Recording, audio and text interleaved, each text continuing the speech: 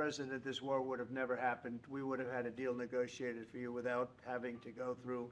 And the president who's trying to save your country. Please. The implications are extraordinary because the U.S. gives almost half of the total aid that has been given to Ukraine, slightly less than what Europe, including the European Union institutions, have given to the country. A lot of the aid that Europe has given, as with the U.S., has been financial and humanitarian. We look at military spending alone.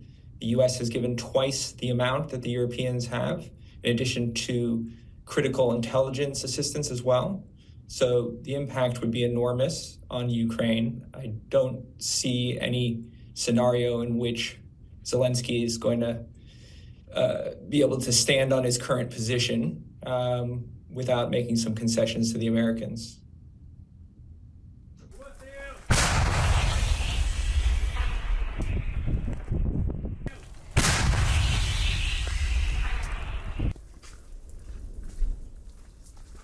Yeah, I think the meeting gave cover to the Trump administration to suspend aid. I think it's inconceivable that there were not talks within the administration regarding this possibility between top security officials and defense officials. Something like this doesn't just occur out of the blue. So I don't know what is going on in Trump's mind, but I don't think any of us can know for sure whether the meeting was sabotaged on purpose or not, but I certainly think that something like this couldn't just happen in an improvised manner.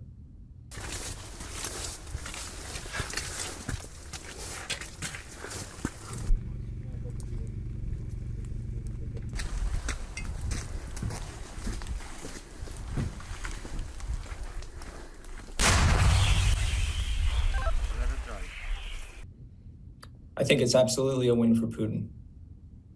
This is something that Putin could only have dreamed of even just a week or a month ago. We've seen events hurl forward at a shocking speed, and Putin has so far gotten everything he could have wanted. He outlined last year his war aims and the conditions under which he would start negotiations for peace, and Trump has given him almost everything he wanted right away. So I think this is a major win for Putin.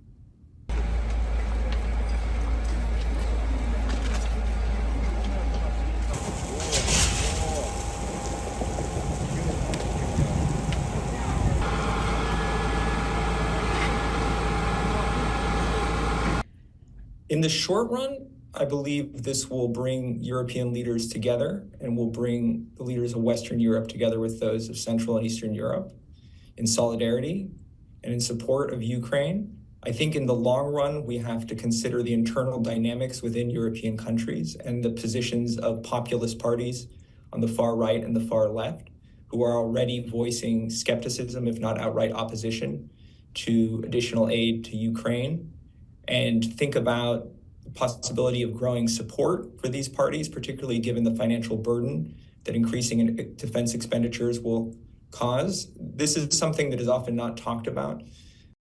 Well, it's a question of peace on whose terms. If it's peace on Putin's terms, we're a lot closer to that outcome. If it's peace on the terms of the Ukrainians or the Europeans, we're a lot farther from that outcome. I think one question is whether Donald Trump is out to destroy the European Union.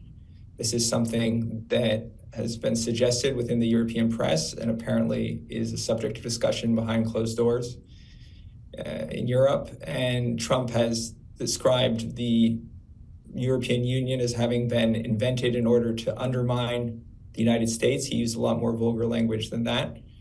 So we have to consider what Trump's long-term objectives are. We know that J.D. Vance has already suggested a real withdrawal of support for Ukraine.